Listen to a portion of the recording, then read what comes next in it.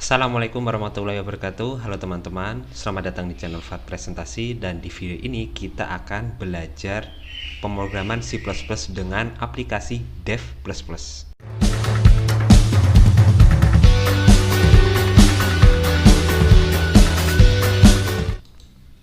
Di sini saya mempunyai sebuah program yang namanya program_uas.cpp, dan ini adalah program C++ yang cukup sederhana. Meskipun barisnya ada 105. Oke, mulai dari baris 1 sampai 4, di sini adalah komentar multiline, ya. Kemudian di baris 6 ini adalah hashtag include iostream yang merupakan sebuah header, ya. Jadi nanti kita akan menampilkan sebuah karakter dengan karakter out, yaitu cout, dan karakter in atau cin, dan itu perlu header ini. Kemudian di baris 7, yaitu using namespace std, ini juga syarat namespace agar waktu kita mengetik cin dan cout tidak memerlukan std.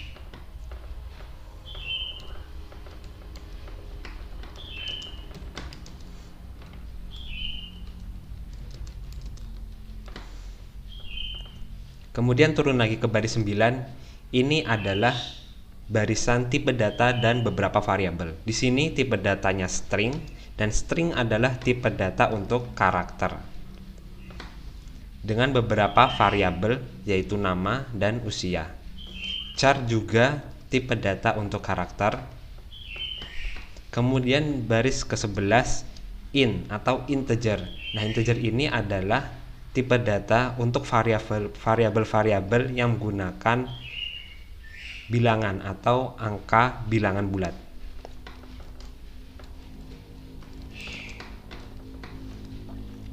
Kemudian di baris ke-12 ini juga angka. Tipe data float, bedanya dengan integer menggunakan koma. Jadi ini juga bilangan tetapi tidak bulat, tapi ada bilangan komanya. Kemudian di baris ke-13, nah ini adalah konstanta float. Konstanta. Jadi nanti variabel mempunyai nilai yang konstan atau pasti gitu ya. Baik. Nah, turun ke baris 15 sampai ke 90, ini adalah void atau saya sebut saja function ya. Function dari beberapa kode-kode yang terpisah. Dan ini void ini mulai dari void info sampai void tutup, ini akan dijalankan jika function utama dari program ini dijalankan terlebih dahulu, yaitu program main. Nah, ya ini. Konsepnya integer main akan dijalankan oleh program terlebih dahulu, kemudian baru program-program yang ada di dalamnya lagi, atau function-function yang ada di dalamnya lagi. Oke, kita lihat di bawah sini di baris 104, integer main akan dijalankan terlebih dahulu, kemudian di baris 106 akan memanggil function void info. Pemanggilan function void info. Oke. Jadi sekarang kita ke atas. Karena main memanggil info tadi ya, kita buka. Nah, di sini void info menampilkan sebuah baris kode. Yang kalau teman-teman lihat di sini sama ya, mulai baris 17 sampai 22 ini menggunakan cout, yaitu karakter out, atau menampilkan karakter.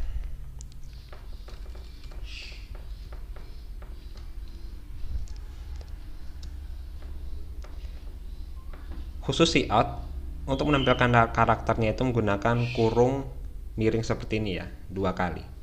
Kemudian ada endline. Nah, endline ini untuk fungsinya sama seperti kita waktu enter atau pindah baris. Nah, ini berlaku mulai baris 17 sampai 22. Dan kalau kita jalankan program ini, teman-teman bisa pilih execute, kemudian compile terlebih dahulu programnya. Oke, tidak ada error, kemudian pilih run. Nah, seperti ini ya. Ini muncul dari program baris 17 sampai 22. Ya, informasi membuat program sampai dibuat tanggalnya ya. Oke. Kemudian kita balik ke integer main lagi. Setelah info dijalankan, selanjutnya kita akan menjalankan atau memanggil void bio. Nah, void bio ada di atas ya. Ini kita tutup dulu, kita buka void bio. Nah, di sini di void bio di baris 29 sama seperti tadi pemanggilan function. Nah, di baris 30 ini adalah karakter in. Karakter in atau pengguna dapat melakukan input. Nah, jadi di program nanti pengguna dapat melakukan input. Nah, seperti ini ya. Ini siapa namamu? Nah, kita bisa menginputkan nama, misalnya Fuad gitu. Oke, balik lagi ke program, balik lagi ke codingannya. Baris 31 sama berapa usiamu, si out. Nah, ini 32 sama ya, karakter in atau pemanggilan karakter sama seperti baris 30. Kalau kita enter di sini, nah berapa usiamu muncul, misalnya 23 gitu. Kemudian akan muncul lagi. Nah, di barisan 33 karena nama dan usia ini sudah saya deklarasikan di atas di variabel global. Ya, ini namanya variabel global. Variabel global. Maksudnya apa variabel global? Variabel global ini ada di luar function-function atau menempel di dinding paling luar program ini. Jadi semua variabel ini bisa dipanggil oleh function-function yang ada di dalamnya. Ya, untuk kasus ini di function void bio memanggil variabel nama dan variabel usia. Kalau kita sudah menginputkan di runningnya ini tadi, ya program running ini, kita inputkan nama dengan karakter Fuad, usia dengan karakter 23. Jadi kalau kita enter, nanti program 34 ini akan menjalankan variabel yang sudah memiliki nilai yang sudah diinputkan tadi. Jadi kalau kita enter, nah, halo Fuad, kamu berusia 23 tahun. Nah, seperti itu. Oke, sudah. Void bio selesai. Setelah void bio, kita akan memanggil void test. Memanggil void test. Nah, void test ada di baris 37. Oke, di baris 37. Nah, ini agak panjang. Untuk void test di baris 39 sampai 40 ini sama, kita menggunakan cout dan cin. Nah, baris ke-42 dan seterusnya akan menggunakan pemilihan kondisi. Dan pemilihan kondisi yang pertama mulai baris 42 ini adalah switch dan case atau switch case. Dengan variabel cin-nya, dengan variabel pilihan ini ada di variabel global char ya, yang ini. Kita akan gunakan ini. Ini untuk pemilihan kondisi. Untuk case-nya ini hanya ada 2. Jika teman-teman menjawab ya atau y, ini maka case y ini akan berjalan. Tapi jika teman-teman di program ini memilih t atau tidak, maka case yang di bawah ini yang akan jalan. Nah, bagaimana kalau kita memilih selain huruf Y dan T, misalnya X? Nah, maka default yang akan jalan, ya. Pilihan kondisi yang terakhir ini akan dijalankan. Oke, anggap saja teman-teman milih Y ya. Nah, maka baris yang ada di dalamnya akan dijalankan. Jika terdapat angka dan seterusnya, nih sama ya, ini yang muncul. Oke. Kita ambil lagi variabel cin angka yang ada di atas. Kali ini bilangan bulat. Ada soal, yaitu jika terdapat angka 1, 2, 3, mana yang akan kamu pilih? Nah, di sini kita menggunakan if else bersarang. Jadi pemilihannya tidak hanya dua seperti switch case tadi. Di if else ini ada banyak. If jika teman-teman pilih 1, else if jika teman-teman pilih 2, 3, dan jika tidak di antara 1 sampai 3. Oke, kita coba misalnya pilih angka 2. Kita enter. Nah, di sini teman-teman lihat, Fat kamu berhati lembut. Nah, misalnya seperti itu. Ini diambil dari else if ini. Nah, jadi kondisi 1 ini dilewati karena kita memilih 2, jadi tidak dijalankan. Yang dijalankan adalah angka 2 ini. Ya, makanya yang muncul adalah baris ini. Oke. Kalau sudah, maka cast T tidak dijalankan karena kita memilih Y tadi. Default pun tidak dijalankan karena kita memilih Y. Void test selesai. Baris 112 kita akan memanggil void hitung.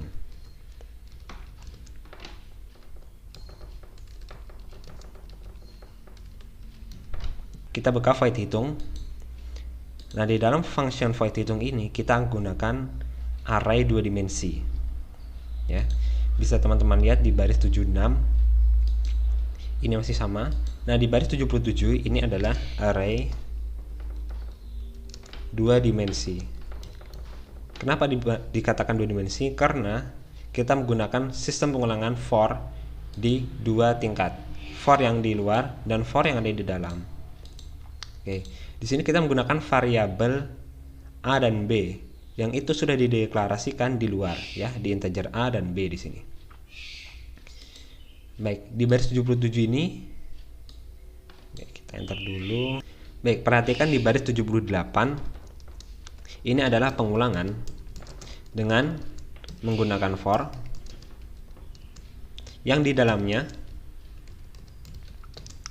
ada operator increment. Maksudnya increment seperti apa? Increment itu misalnya penambahan secara berurutan. Misalnya 1 ini ya, 1 sampai dengan 5. Berarti 1 2 3 4 5 pengulangannya akan dijalankan. Dan itu ditulis dalam kode A++ ini. Oke. Sudah dijalankan. Itu untuk yang ini. Ya. Yang baris 2 ini. Kemudian di dalamnya ada lagi for. For dengan variabel B ini juga increment, sama seperti baris 78 tadi. Angka 1 sampai dengan 5. Kemudian di baris 82 ini dikombinasikan. Dua pengulangan tadi dipanggil. B dipanggil 1 sampai 5, A pun dipanggil 1 sampai 5. Kemudian dihitung angkanya. B plus A. Jadi sistemnya akan seperti ini munculnya. Kalau teman-teman lihat di baris depan ini ada variabel B yang diulangi 1 sampai 5 tadi. Untuk baris yang kedua ini adalah variabel A. Ya, 1 sampai 5 juga. Kemudian hasilnya ini adalah hasil dari operator aritmatika penjumlahan yang ini. Ya. Makanya hasilnya seperti itu tadi. Oke, baris ke 87 ini adalah program kecil. Kita akan mencari jari-jari lingkaran. Oke, kita akan memanggil teman-teman akan menginput, pengguna akan menginput jari-jari lingkaran. Dengan variabelnya saya deklarasikan dengan R. Ini ada di atas tadi ya. Nih, float. Jadi nanti hasilnya nanti pakai koma. Oke, di sini input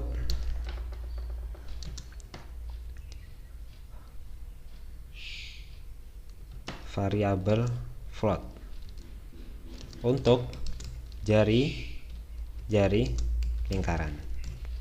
Nah, selanjutnya di baris 89 ini adalah penghitungannya.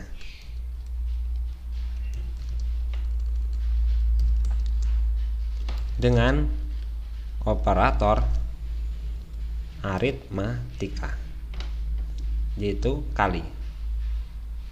Di sini ada dua lagi selain R, yaitu variabel L dan variabel dan konstanta float P ya. Karena P itu pasti 22/7 atau 3,14, jadi di konstanta. Dan L ini adalah variabel untuk menyimpan hasil luasnya. Luas dari lingkaran tadi. Nah, jadi misalnya saya menginputkan di sini ya. Berapa jari-jari lingkaran? Misalnya saya pilih 14 cm, kemudian di enter. Nah, ini. Luas lingkaran sama dengan Pi kali R atau R kuadrat sama dengan 615,44. Itu hasilnya. Oke, void hitung sudah selesai. Sekarang kita akan memanggil function void yang terakhir, yaitu tutup.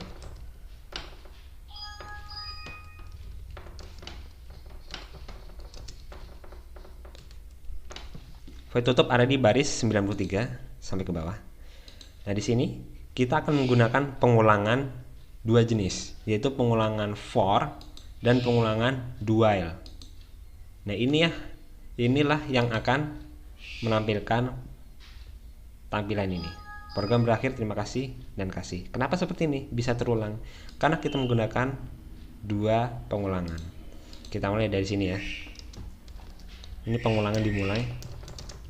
Pengulangan dilakukan terlebih dahulu. Beda ya do while dengan while do.